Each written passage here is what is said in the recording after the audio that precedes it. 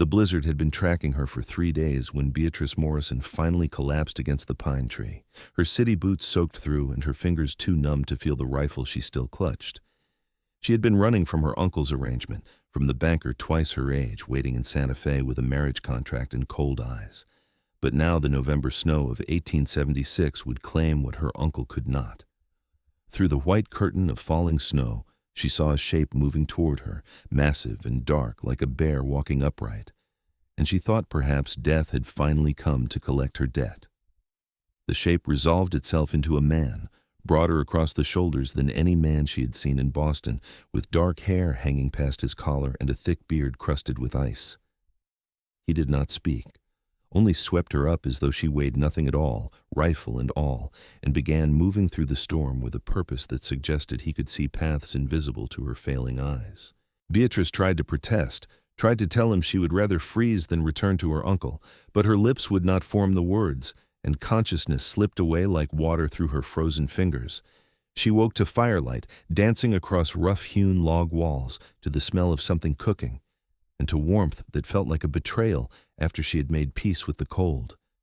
Beatrice lay wrapped in furs so thick she could barely move, and when she turned her head, she saw the man crouched by the fire, stirring something in an iron pot. In the firelight, she could see the true size of him, the way his shoulders strained against his buckskin shirt, the corded muscles of his forearms where he had rolled up his sleeves. He looked like something carved from the mountain itself, permanent and unshakable. "Where am I?"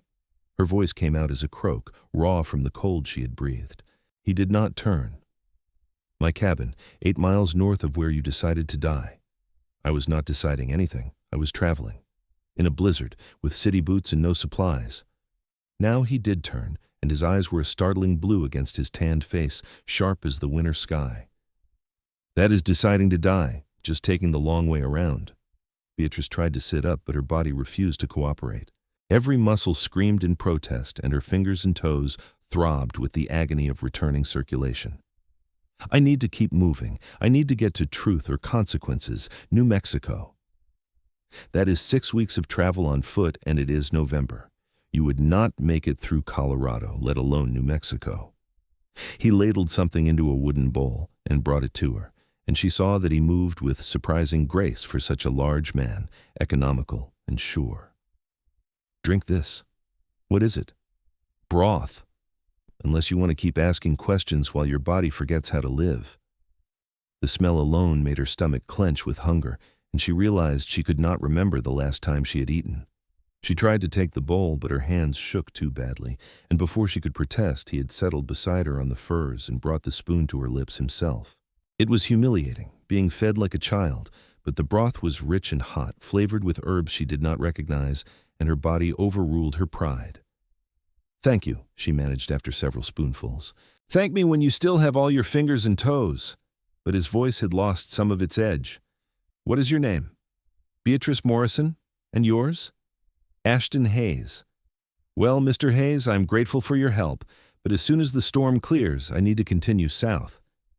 He studied her for a long moment, and she had the uncomfortable feeling of being assessed like a horse at auction, every weakness noted and catalogued. "Why?" "That is my business." "I pulled you out of a blizzard, made it my business." He fed her another spoonful. "You are running from something, or someone." Beatrice wanted to deny it, but lying seemed pointless when her situation spoke for itself. "My uncle arranged a marriage to a man named Gerald Whitmore, a banker in Santa Fe, 53 years old with 3 dead wives and a reputation for cruelty. When I refused, my uncle locked me in my room. I climbed out the window and headed into the mountains in November. I did not know where else to go. I thought if I could reach Truth or Consequences, I could find work, start over." She looked away from those penetrating blue eyes. "It seemed possible in Boston." "Most things do." Ashton set the bowl aside and stood, moving to the cabin's single window. Snow still fell thick beyond the glass, turning the world into an impenetrable white wall. "Storm will last another 2 days, maybe 3. After that, you have a decision to make." "What decision?" "Whether you want to die slower, traveling south in winter with no skills, or stay here and learn to survive." The offer caught her off guard. "Stay? Why would you let me stay?" He turned from the window, and something in his expression was difficult to read. Winter is long in these mountains, gets quiet, and you need somewhere safe until spring, when the pass is clear and travel will not kill you. I cannot pay you. Did not ask you to. He moved back to the fire, began preparing something else she could not see. But if you stay, you work. I will not carry dead weight through the winter. You learn to pull your share, or you leave when the storm breaks. Beatrice thought of Gerald Whitmore's cold smile, of her uncle's hand on her arm bruising in its grip. She thought of the marriage bed that waited, the cage that would close around her forever. Then she thought of the white death in the storm outside, equally certain. Ashton Hayes offered a third option, narrow and difficult, but her own. I will stay, she said, and I will work. He nodded once, as if he had expected nothing else. Then rest now. Tomorrow we see what you are made of. Sleep took her before she could respond, dragging her down into darkness where she dreamed of snow and blue eyes watching from the storm. Morning brought aches that made her cry out when she tried to move, and Ashton appeared beside her with a cup of something that smelled like pine needles. Drink. It will help. What is it? Tea from the trees outside, good for pain. He waited while she drank, and the bitter taste made her grimace, but warmth spread through her chest. Can you stand? Beatrice pushed herself upright, biting back a whimper as her abused muscles protested. Her toes throbbed, and when she looked, she saw they were red and swollen, but all of them still there. Small mercy. She got to her feet, swaying, and Ashton steadied her with one hand on her arm. Even through the thick furs she still wore, she could feel the strength in his grip. Good. You will hurt for a few days, but you will heal. He released her and moved to a chest against the wall, pulling out clothing. These were my mother's. She has been gone 10 years now, but I kept her things. They will fit you better than mine. The garments he handed her were practical, a split riding skirt of heavy wool, thick shirts, and a leather vest lined with fur. All of it worn but well made, cared for with the devotion of memory. Beatrice held them carefully, aware she was being trusted with something precious. Thank you. I will take good care of them. Wear them. That is care enough. He turned his back to give her privacy. We have work to do. Changing required an embarrassing amount of time, her fingers still clumsy and her body resistant, but eventually she stood dressed in clothes that actually fit the climate, that acknowledged the reality of where she was. Ashton led her through the cabin, pointing out the essentials. It was a single large room, efficiently organized, with a sleeping loft accessible by ladder, shelves of supplies, a work table, and the massive fireplace that was clearly the heart of everything. Furs hung on the walls for additional insulation, and herbs dried from the ceiling beams. Through a door at the back, a lean-to-sheltered stacked firewood and a root cellar dug into the earth itself. First lesson, Ashton said, handing her a pair of leather gloves lined with rabbit fur. Fire dies, you die. You keep it fed, keep it tended, understand? Yes. Show me. He stood back while she approached the fireplace, trying to remember everything she had ever seen servants do in Boston. She added wood, trying to position it the way his logs were arranged, building a structure that would allow air to flow. It was clumsy and took too long, but eventually the fire began to catch properly. When she turned, Ashton was nodding. Not terrible. You will practice until you can do it in the dark, half asleep. He moved to the door, pulled on a heavy coat. Now come outside. Storm has broken enough to show you the basics. The world beyond the cabin was transformed into something from a fairy tale, everything buried under snow that sparkled in the weak morning light. The cold hit Beatrice like a physical blow, stealing her breath, but the clothing Ashton had given her held off the worst of it. He led her to a cleared area where snow had been packed down, and she saw a shed she had not noticed before, heard animals moving inside. Livestock needs tending morning and night. Goats for milk and meat, chickens for eggs, a mule for packing. He opened the shed door, and warm air scented with hay and animal musk spilled out. They keep you alive. You keep them alive. Fair trade. He showed her how much to feed each animal, where to collect eggs from nests tucked into hay bales, how to check the water containers for ice. The goats were curious and friendly, nosing at her hands, and despite everything, Beatrice felt herself smiling at their antics. Ashton watched her from the doorway, and when she glanced at him, something had softened in his expression. "You like animals?" "We never had them in Boston. My father did not approve of such things in the house." She stroked one goat's rough coat. "I always wanted a dog. Had a dog once. Good hunting partner. Lost him to a mountain lion 3 years back." Ashton's voice went quiet. "Still miss him some mornings." "I'm sorry." He shrugged, but she could see the loss sat heavy on him. Mountains give and take. You learn to accept both. They worked through the morning, Ashton showing her where he stored grain, how to mend a torn feed bag, the proper way to muck out stalls so the animals stayed healthy. Her hands blistered despite the gloves, and her back screamed from bending and lifting, but she refused to complain. This was the price of freedom, of choosing her own path, and she would pay it gladly. Lunch was simple: bread he had baked himself and cheese from the goats, washed down with cold water from a barrel that collected snowmelt. They ate in comfortable silence, and Beatrice found herself studying him when she thought he was not looking. Ashton Hayes was perhaps 25 or 26, only a few years older than her own 20 years, but he carried himself with the assurance of someone who had long since figured out exactly who he was. There was no hesitation in him, no second guessing. He knew these mountains like other men knew city streets, and that knowledge sat on him like a crown. "How long have you lived here?" she asked. "All my life. My father brought my mother here after the war, wanted to be away from people after what he had seen. Built this cabin with his own hands." Ashton looked around the space as if seeing it through her eyes. "I was born in that loft. Buried them both on the ridge above, where they can see the sunrise." "You have been alone since you were 15? 16. And yes," he met her eyes. "Gets lonely sometimes, but lonely is better than most alternatives. People bring complications. Out here things are simple. Work hard, respect the land, and it takes care of you." "Is that why you saved me? Because you were lonely?" Something flickered across his face, gone before she could identify it. "Saved you because it was the right thing to do. Whatever else happens, that does not change." Before she could probe further, he stood and began clearing their simple dishes. "This afternoon, I teach you to read the forest. It is the difference between eating and starving, between knowing danger is coming and being caught unaware." The lesson took them away from the cabin, following paths only Ashton could see through the deep snow. He pointed out scratches on tree trunks where deer had scraped velvet from antlers, places where rabbits had dug down to frozen grass, the distinctive pattern of predator tracks. His voice changed when he spoke of these things, becoming almost musical, full of a passion that stripped years from his weathered face. "There," he said, crouching beside a disturbance in the snow. "Tell me what you see." Beatrice knelt beside him, studying the marks.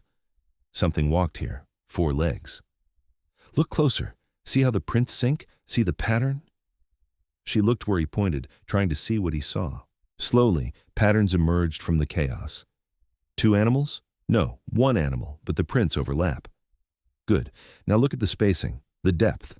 He traced a path with one gloved finger, not quite touching. "This is a deer, a doe from the size. She walked here, then stopped. See how the prints cluster?" She was listening, testing the wind. "How do you know it was listening?" "Because here, she changed direction, fast." He indicated where the prints suddenly showed longer strides, deeper impacts. Something spooked her, something that came from there. He pointed east, and Beatrice saw another line of tracks, these larger, rounder. "What made those?" "Mountain lion. Young one, maybe 2 years old, still learning to hunt. See how the stride is uneven? How it came straight at the deer instead of stalking from the side? It failed, let the doe escape, and went hungry." Ashton stood, brushed snow from his knees. "Every track tells a story. Your job is to learn to read them." They walked further, and he showed her more signs. The distinctive hopping pattern of rabbits, the almost delicate prints of foxes, the chaos where a hawk had taken a ground squirrel in a spray of blood and feathers, each one a narrative, each one a lesson in survival. Beatrice's head spun with information, but she forced herself to remember, knowing her life might depend on it. As they walked, she became aware of how Ashton moved through the forest. He made almost no sound, placing his feet with care, avoiding branches that might crack. He paused frequently to listen, to test the wind, and she realized he was doing exactly what he had described the doe doing, reading the land, staying alert to danger. She tried to imitate him, placing her feet where his had been, and though she was clumsy and loud by comparison, she felt something shift in her awareness. The forest was not empty wilderness. It was a living thing, full of voices for those who knew how to listen.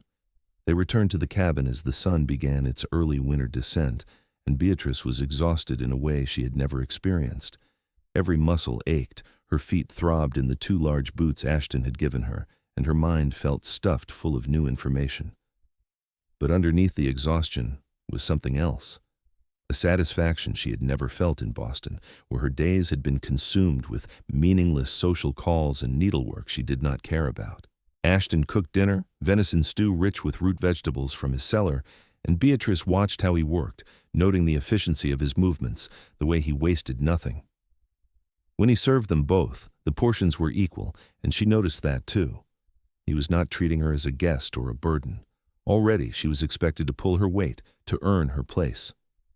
"Tomorrow," he said between bites, "I check my trap line. You will come with me. It is a long walk and the work is not pleasant, but you need to know how it is done." "I will be ready." He studied her again with those penetrating blue eyes. "You might actually mean that." "I do. I meant everything I said. I will not be dead weight." "We will see." But there was something approving in his voice, and Beatrice felt an unexpected warmth that had nothing to do with the fire. That night, she climbed to the loft that Ashton had ceded to her, insisting he was comfortable on a bedroll by the fire. The space was small but cozy, the furs piled deep, and through a gap in the logs she could see stars scattered across the sky like diamonds spilled on velvet. She thought of her uncle's house, of the locked room, and the marriage that had waited. She thought of Gerald Whitmore's reputation, of women who wore long sleeves in summer and smiled with bruised mouths. Here, in a cabin 8 miles from nowhere, she was safer than she had ever been in civilization. The irony was not lost on her. Sleep came easier than it had in months, and she did not dream at all. The days that followed blurred together into a pattern of work and learning, each one bringing new skills and new aches. Ashton's trapline wound through the forest for miles, a circuit that took most of a day to complete. He showed her how to set snares for rabbits, how to position deadfalls for larger game, how to bait and check steel traps without losing fingers. The work was cold and often bloody, but Beatrice forced herself to watch, to learn, to steel her stomach against the reality of survival.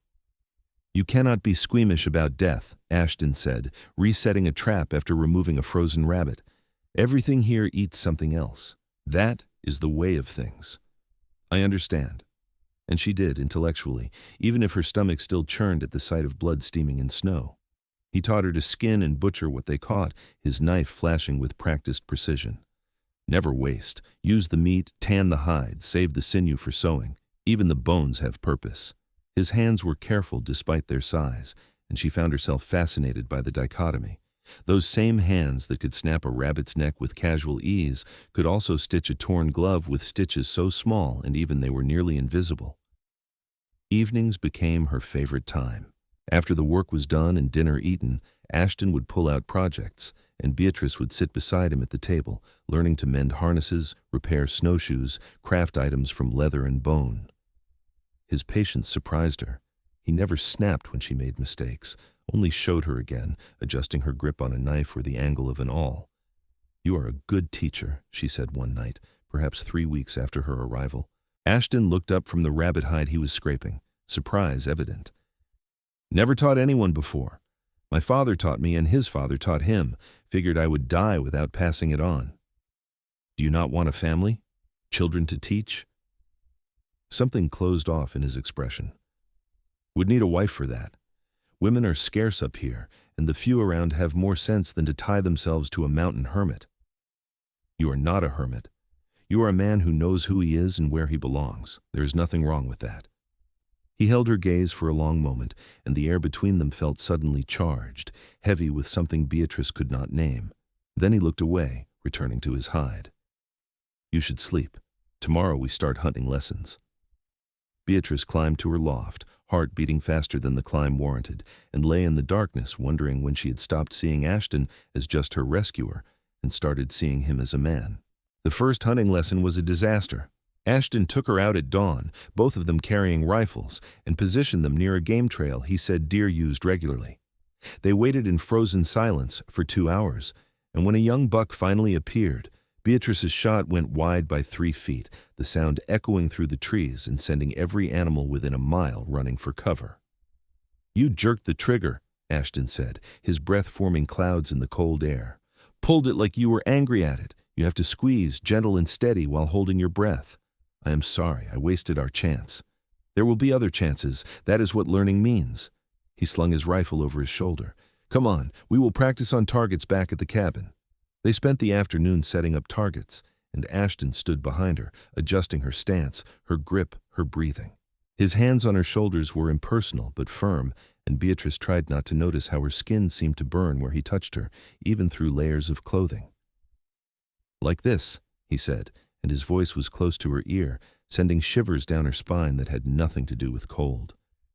"Feet apart, weight balanced, the rifle becomes part of you, you do not fight it." She fired, and the target split exactly where she had aimed. "I did it." Again, but he was smiling, just a little, and that small expression made her want to master every skill he could teach her. December arrived with fresh snows and temperatures that made the November cold seem gentle by comparison. The cabin became a cocoon, shutting out the lethal world beyond its walls, and the hours Beatrice spent with Ashton took on an intimacy that had nothing to do with touch. They talked while they worked, sharing stories. She told him about Boston, about her father who had died when she was 16 and left her in her uncle's indifferent care, about dreams of freedom she had nursed in secret.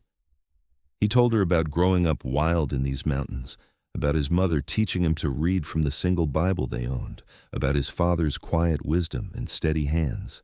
"He used to say the mountains teach patience," Ashton said one night, both of them sitting close to the fire while wind howled outside. "Everything here moves in its own time. Force things, push too hard, and the land pushes back." "Is that why you offered to teach me?" "Patience? Maybe. Or maybe I saw something in you that reminded me of my mother.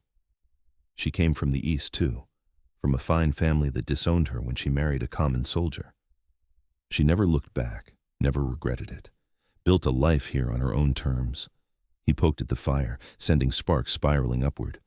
"You have that same steel in you, bent but not broken." The words settled into Beatrice's chest like embers, warming something deep inside. "Thank you for seeing that, for giving me a chance to prove it." "You have already proved it. Most people would have quit by now, headed back to civilization and taken their chances. You stayed. You worked." He turned to look at her, and in the firelight, his eyes were impossibly blue. "You have earned your place here, Beatrice." The way he said her name, soft and certain, made her breath catch. She had been Beatrice or Miss Morrison all her life, names spoken with indifference or calculation. Ashton made it sound like something precious. "I want to learn to hunt," she said, the words tumbling out before she could reconsider. "Really hunt the way you do. I want to track deer, read the forest, bring down game clean. Will you teach me?" "That is not easy learning. Takes time, practice, a lot of cold mornings and empty hands."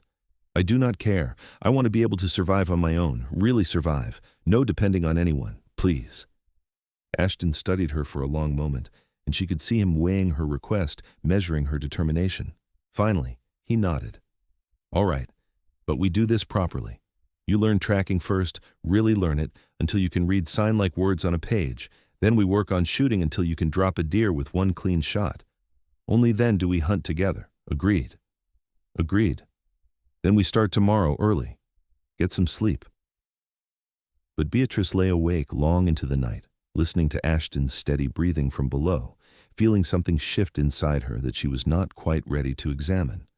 The mountains were teaching her patience, just as his father had said, but they were teaching her other things too, about strength and choice, and the strange alchemy that could transform a stranger into something much more complicated. Christmas came and went with little fanfare, marked only by Ashton producing a small cake he had baked in secret and a pair of proper winter boots he had crafted for her, sized to fit perfectly. Beatrice had nothing to give him but a song, a carol her mother had taught her years ago, and she sang it while he listened in silence, something working in his throat.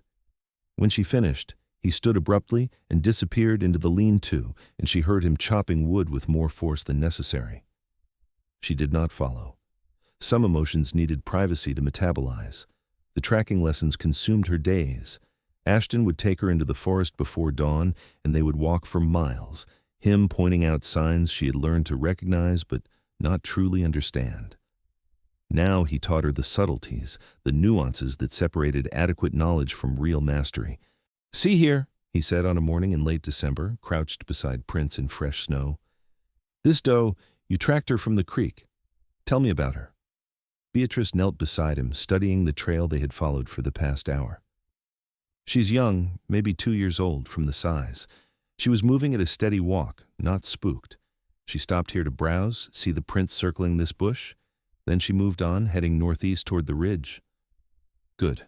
What else?" She looked closer, trying to see what she was missing. Then she noticed it, the slight drag in one hoofprint, barely visible. "She is injured, left rear leg." "How bad?" "Not serious. She's still putting weight on it, so maybe she twisted it or got cut on ice." Beatrice looked up at him. "She is vulnerable, an easy target." "Which makes her the right choice. A healthy deer, let it breed, keep the herd strong. But an injured one? It might not survive winter anyway, and it gives us meat while leaving the strong ones to carry on." He stood, offering her a hand up. "That is why we learn to read sign. So we hunt smart, not just hungry." They continued following the doe, Ashton teaching her to anticipate the animal's path, to think like prey being hunted. Where would it feel safe? Where would it stop to rest? What trails offered the best chance for ambush? Hours passed, the sun climbing toward noon, and Beatrice felt her awareness expanding, the forest revealing layers she had never known existed. "There," Ashton whispered, pointing through trees to where the doe stood in a small clearing, browsing on bark. "Range is about 80 yards. Wind is right. She has no idea we are here. Your shot. Make it clean." Beatrice's heart hammered as she raised her rifle, settling into the stance Ashton had drilled into her over countless practice sessions. She found the doe in her sights, aimed for the point just behind the shoulder where Ashton had taught her the heart and lungs sat. She breathed in, out, in, holding the last breath as her finger tightened on the trigger. The rifle cracked, and the doe dropped without a sound, gone before she knew death had come. "Perfect," Ashton said quietly. "That was perfect." They field-dressed the deer together, Ashton guiding her through each step, praising when she remembered the lessons, correcting when she forgot. By the time they finished, Beatrice's hands were red with blood and her arms ached from the work, but she felt something fierce and proud burning in her chest. "I did it," she said, and her voice shook slightly. "I actually did it." "You did." Ashton looked at her with something like respect. "Most people never make a clean kill their first time, but you trusted your training, took your time, made it right." He began preparing the carcass for transport. "Your meat. You make the choice what we use and what we preserve." That evening, they feasted on fresh venison, and Ashton produced a bottle of whiskey he had been saving, pouring them each a measure. "To your first kill," he said, raising his cup. "May there be many more, all clean and quick." "To good teachers," Beatrice countered, and they drank, the whiskey burning all the way down. The evening stretched long, both of them reluctant to break the spell of celebration. They talked about hunting, about the forest, about nothing and everything. And somewhere in the conversation, Beatrice realized she was happy. Truly, deeply happy in a way she had never been in Boston, in her uncle's house, in any of the places she had been expected to smile and pretend contentment. "I never want to leave," she said, the whiskey loosening her tongue. "I know I said I was going to truth or consequences come spring, but I do not want to. I want to stay here, in these mountains, in this life." Ashton's expression became unreadable. "It is not your life, it is mine. You are welcome through winter, but come spring." "Why?" The word came out sharper than she intended. "Why do I have to leave? I have proven I can work, that I can contribute. I am not asking for charity. I am asking for a chance to stay." "You do not know what you are asking." He stood, moving to the window, though there was nothing to see in the darkness beyond. "This is not a romantic adventure, Beatrice. This is isolation, hardship, months where you might not see another soul. It is being snowed in until you want to scream. It is running low on supplies and making do. It is risking your life for fresh meat, because if you do not, you starve. You have had a taste of it, a single season, but that does not mean you understand what a lifetime looks like. Then let me learn. She stood too, crossing to him. I am not some fragile city girl anymore. I can shoot, I can track, I can survive. What more do you need? I need you to be sure. He turned, and his face was anguished in a way she had never seen. I need you to know, really know, what you are choosing. Because if you stay, if you make that choice, there is no going back. The mountains do not let you change your mind halfway through.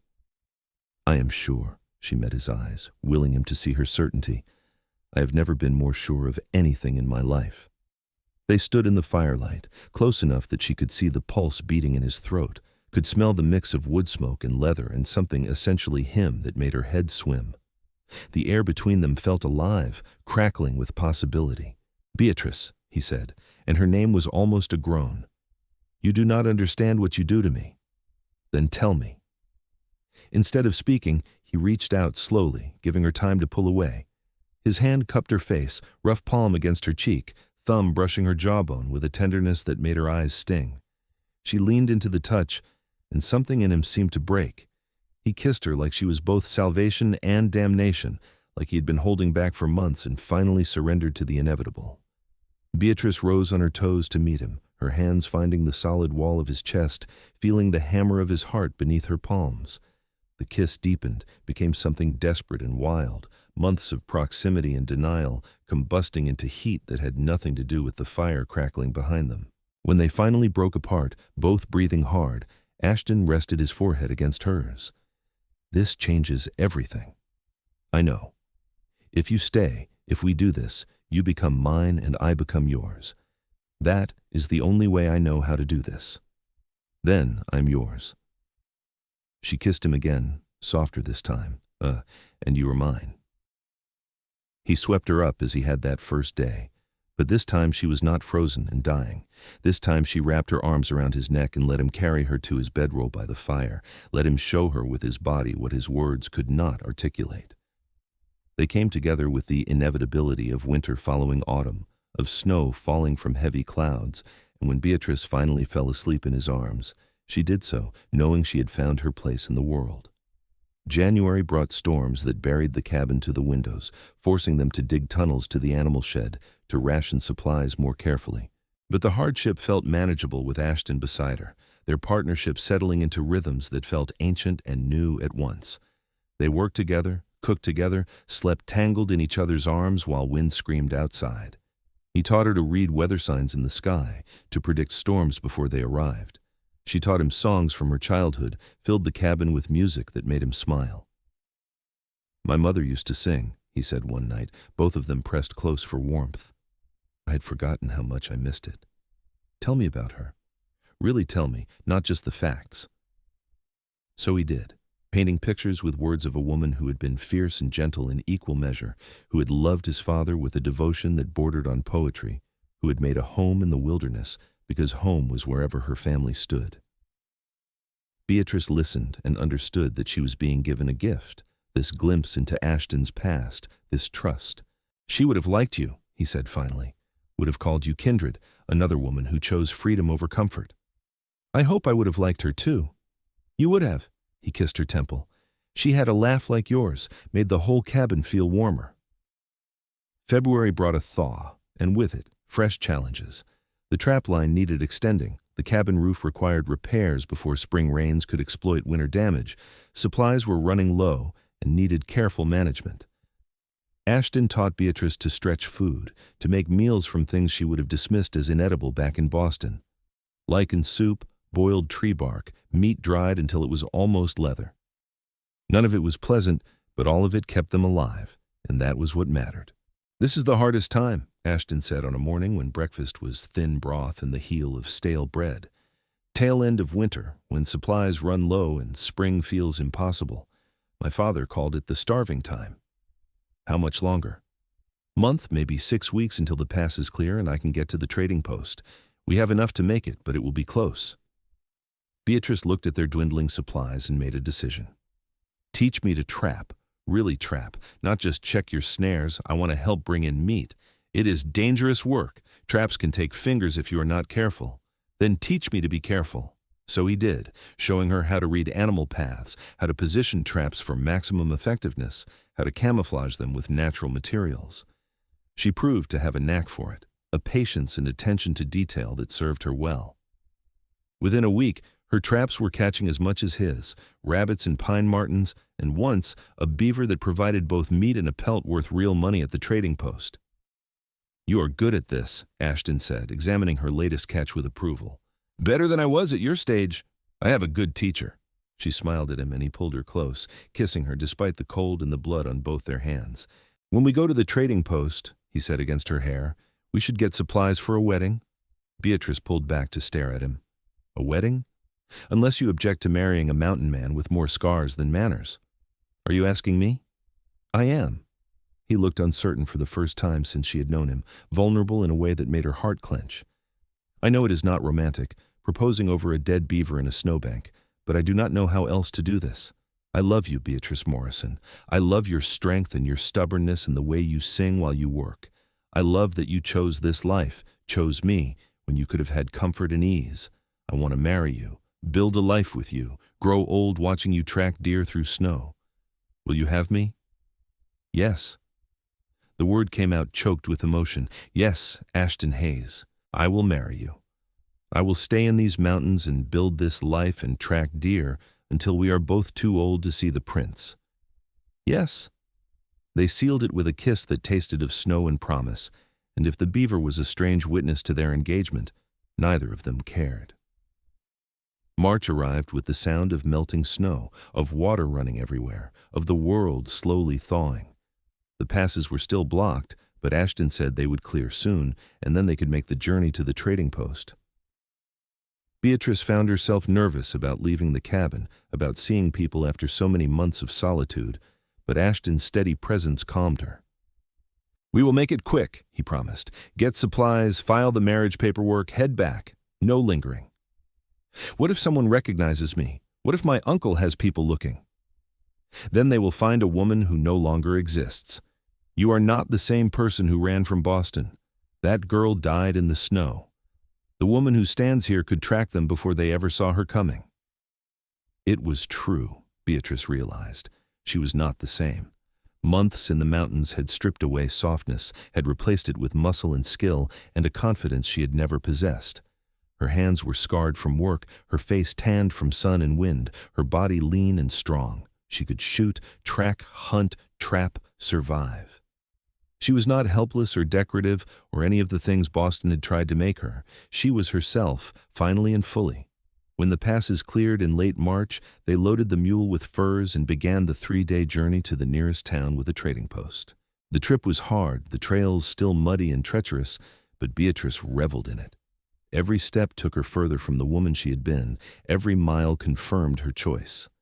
The trading post sat in a ramshackle settlement called Timber Ridge, Colorado. More an idea of a town than an actual one. 24 buildings huddled around a central street, and the trading post doubled as a tavern, general store, and social hub. They arrived at midday, and curious eyes tracked them as they tied up the mule. "Been a while, Ashton," the proprietor said, a grizzled man named Caleb who looked like he had been carved from the same rock as the mountains. "And who is this?" "My betrothed. Beatrice Morrison, meet Caleb Stone. He runs everything worth running in Timber Ridge." Caleb's eyebrows climbed toward his receding hairline. "Betrothed? Well, I will be damned. Didn't think I would live to see the day." He extended a hand to Beatrice, and she shook it firmly. "Pleased to meet you, miss. You must be something special to catch this ornery hermit." "She is," Ashton said simply, and the way he looked at her made Beatrice's cheeks warm. They traded their furs for supplies, coffee and flour and sugar, salt and ammunition, fabric for dresses and shirts, needles and thread, all the things they had run low on during the winter. Caleb threw in a bolt of white lace with a wink. "For the wedding? On the house. Consider it my congratulations." "We need to file papers," Ashton said. "Make it official." "Circuit judge comes through in about a week. He can do the ceremony and the paperwork both. Make it legal and proper." Caleb scratched his beard. "You planning to wait around or head back to your cabin?" "We will wait," Beatrice said before Ashton could answer. "I want it done right, legal and binding." Ashton looked at her in surprise, then nodded slowly. "All right, we will wait." They spent the week in a small room above the trading post, and Beatrice used the time to sew her wedding dress from the white lace and a simple cotton fabric Ashton had chosen in a blue that matched his eyes.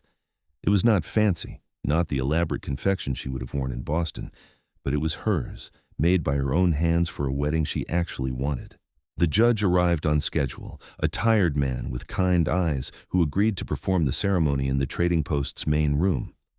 Caleb served as witness, along with a trapper named Jonas and a woman named Sarah who ran the boarding house. It was simple and quick, no music or flowers or any of the trappings Beatrice's uncle would have demanded. But when Ashton slid a ring onto her finger, a simple band he had carved from elk antler and inlaid with silver, she felt more married than any cathedral ceremony could have made her. "I now pronounce you man and wife," the judge intoned. "You may kiss your bride." Ashton did, thoroughly, to the whoops and applause of their small audience, and Beatrice laughed against his mouth, deliriously happy. They stayed one more night in Timber Ridge, this time as Mr. and Mrs. Hayes, and in the morning they loaded their supplies and began the journey home. Home, Beatrice thought. Not her uncle's house, not Boston, but a cabin 8 miles from anywhere with a man who had taught her to read deer tracks in fresh snow. Spring transformed the mountains into something magical, everything bursting into bloom, animals emerging from dens with new offspring, the world waking after winter's sleep. Beatrice threw herself into planting a garden, seeds they had bought at the trading post going into turned earth, and Ashton built a fence to keep deer and rabbits from eating their crops.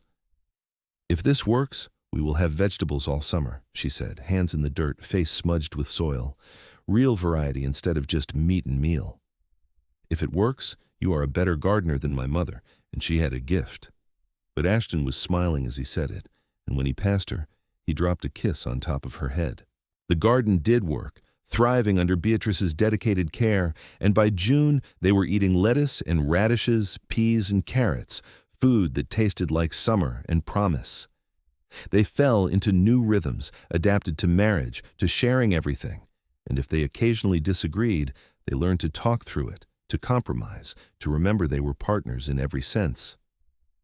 "I want to extend the cabin," Ashton said one evening in July, both of them sitting outside watching the sun set in a riot of orange and pink. "Add a room, maybe 2, make more space."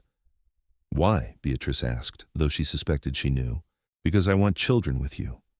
A family. And they will need room to grow." Joy burst in her chest like fireworks. "I want that too. So much. Then we will build it. Together." He took her hand, lacing their fingers. "Everything we do together. That is the promise I make you." "And I make to you," she said, and sealed it with a kiss as the sun slipped below the mountain peaks. By September, Beatrice suspected she was pregnant, and by October, when her cycle had missed twice and morning sickness made her miserable, she was certain. Ashton was beside himself with joy and terror in equal measure, suddenly treating her like she was made of glass, insisting she rest while he did the heavy work. "I am pregnant, not an invalid," she protested when he tried to take the water buckets from her hands. "You are carrying my child. Our child. I'm not taking chances." "Ashton, I'm not going to break. Women have been having babies since the beginning of time, and most of them kept working right up until labor. Not you. Not my wife." They compromised, Beatrice agreeing to avoid the heaviest work while Ashton agreed to stop hovering quite so much. The new room went up quickly, Ashton working with a fervor born of impending fatherhood, and by November they had a separate bedroom and a smaller room that would serve as a nursery. Winter came again, and Beatrice took quiet satisfaction in how much easier it was this year. She knew what to expect, knew how to pace herself, knew the rhythms of mountain life. She kept the fire tended, helped with the trap line when Ashton would let her, practiced her shooting to keep her skills sharp. On a bright December morning, exactly 1 year after her first clean kill, Beatrice went into labor. Ashton, who could face down mountain lions and grizzlies without flinching, looked absolutely terrified. "I should ride for the doctor. There is one in Timber Ridge. I could bring him back." You would never make it in time, Beatrice said, gripping his hand through a contraction. Besides, women have been doing this without doctors since the beginning. We will manage. Beatrice, Ashton, she looked him in the eyes, willing him to see her confidence. I trust you. Help me bring our child into the world. So he did, though his hands shook and his face was white. He helped her through the long hours, held her when the pain grew unbearable, murmured encouragement when she was sure she could not continue. And when finally, as the sun was setting on the shortest day of the year, their son slipped into the world with a lusty cry, Ashton wept openly. A boy, he said, cradling the tiny squalling infant with hands that suddenly seemed impossibly large. We have a son. What should we name him? Beatrice asked, exhausted but happier than she had ever been. James, after my father.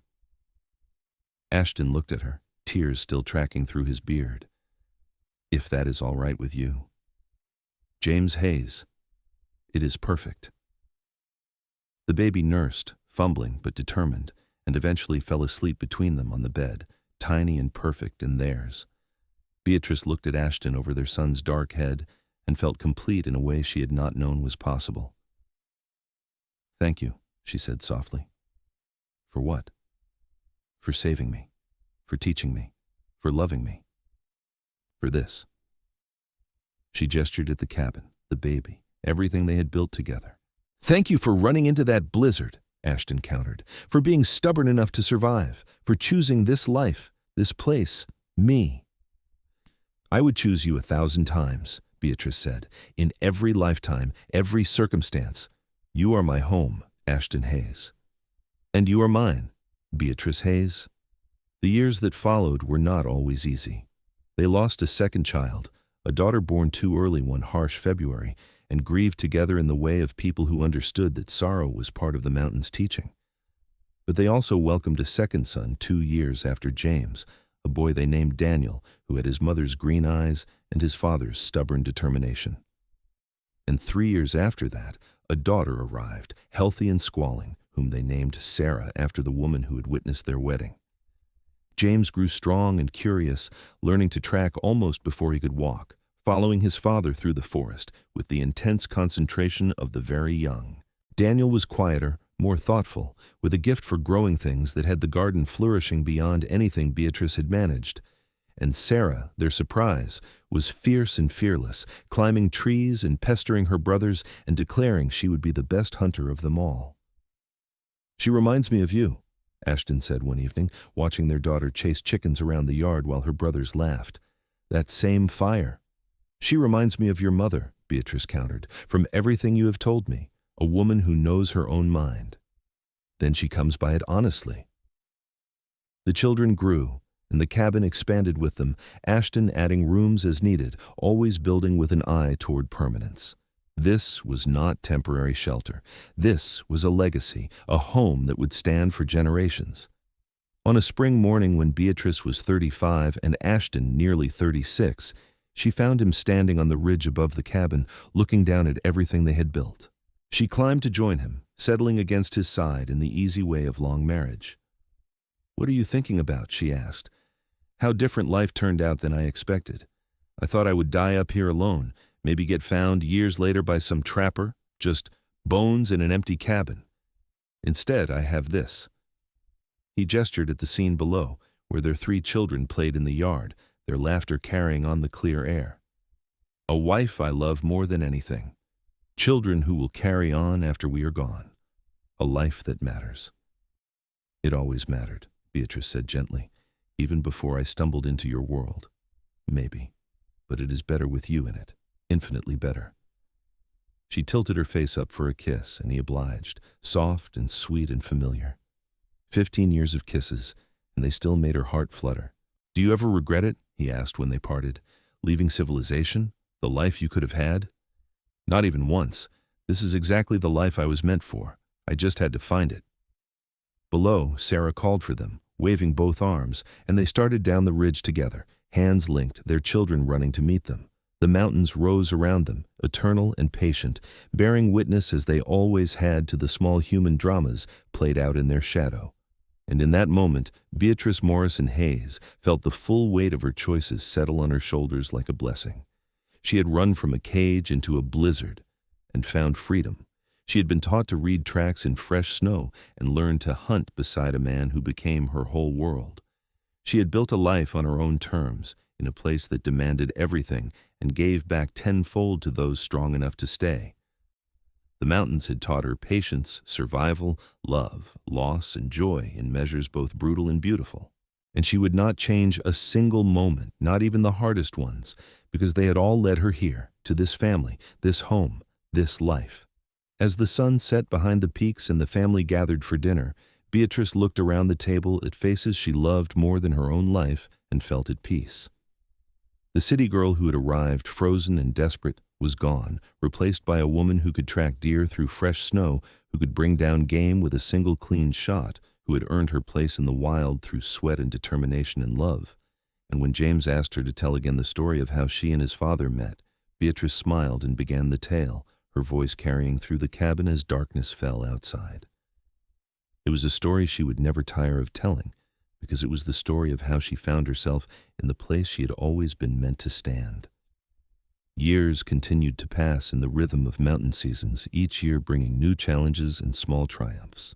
James turned 18 the same year Daniel turned 16, both of them grown into capable men who knew the mountains as well as their father.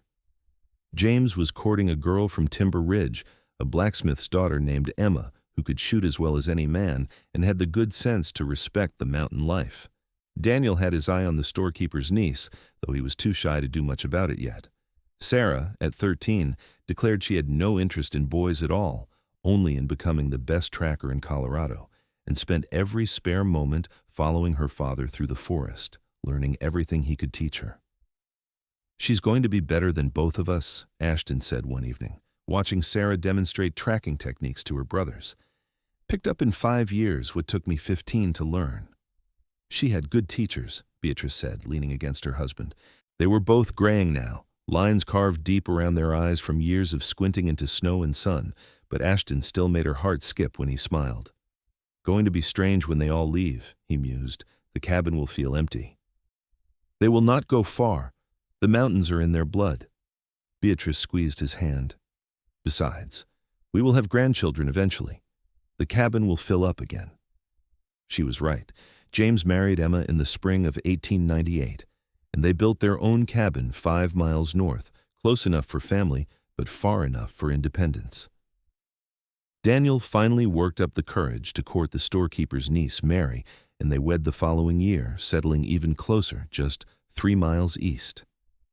Sarah, true to her word, waited until she was 22 to marry, finally accepting the proposal of a young trapper named Cole, who proved he could keep up with her in the woods. The grandchildren came in a rush after that, 7 in total over the next decade, and the expanded Hayes family created a network of cabins through the mountains, a clan unto themselves. They gathered for holidays and helped each other with big projects, raised barns and children, and maintained the trap lines that provided their living. Beatrice and Ashton became the anchors, the elder generation that everyone turned to for advice and wisdom. They taught their grandchildren to track and hunt, to read the forest and respect the mountains, passing on skills that had kept the family alive for 2 generations. On Beatrice's 50th birthday, the family gathered at the original cabin for a celebration. The table expanded over the years to seat dozens, groaned under the weight of food, and children ran shrieking through rooms that had once felt so large to a frightened girl from Boston. Ashton stood and called for quiet, raising his cup in a toast. "To my wife," he said, his voice still strong despite 55 years, "who ran into a blizzard and straight into my heart, who learned to hunt beside me and built this family with me, who made every single day better than the one before. I love you, Beatrice Hayes, today, tomorrow, and always." "To Beatrice," the family chorused, and she smiled through happy tears. That night, after everyone had gone home and the cabin was quiet again, Ashton and Beatrice sat by the fire, as they had countless times before. His arm was around her shoulders, her head resting on his chest, listening to the steady beat of his heart. "Do you remember that first winter," she asked, "when you taught me to track deer? Remember it? I dream about it still, the way you looked when you made that first clean kill, the pride on your face. I knew then I was going to love you forever. You never said. Did not need to. Some things you just know." He kissed her hair. Best decision I ever made, pulling you out of that storm. Best decision I ever made, running into it." They sat in comfortable silence, watching flames dance, and Beatrice thought about the path that had brought her here. From Boston to a blizzard, from helpless to capable, from alone to surrounded by family, every step had led exactly where it needed to go. The mountains had tested her, shaped her, given her everything that mattered. Outside, snow began to fall, the first of the season, and Beatrice smiled. Winter was coming again, as it always did, but she no longer feared it. She'd learned its lessons, earned its respect, made peace with its demands, and she would face it the way she had faced every challenge since that first desperate flight from her uncle's house. With strength, with skill, and with the love of the man who had taught her to read deer tracks in fresh snow, who hunted beside her through every season, who had become her home in the truest sense of the word. The fire crackled, snow fell, and Beatrice Morrison Hayes, former city girl and current mountain matriarch, closed her eyes in contentment, grateful for blizzards and second chances and the wild, beautiful life she had chosen. Years stretched ahead still, more grandchildren to welcome, more seasons to weather, more tracks to read in fresh snow. But whatever came, they would face it together, the way they always had. Partners in survival, companions in joy, two souls who had found each other in the wilderness and built something that would outlast them both. And when eventually their children would tell stories around their own fires, speaking of the grandmother who had arrived from Boston and become more mountain than the mountains themselves, and the grandfather who had taught her everything he knew, those stories would be told with love and pride. Because this was what mattered in the end. Not comfort or security or the things civilization promised, but family and choice and love fierce enough to survive anything the mountains could throw at it. The snow fell faster, winter claiming the world outside, but inside the cabin, warm and safe, Beatrice and Ashton Hayes sat together in the firelight, grateful for storms that had brought them together and for all the winters they had survived side by side. And in the morning, there would be new tracks to read, new lessons to teach, new days to treasure. But for now, this moment was enough. More than enough. It was everything.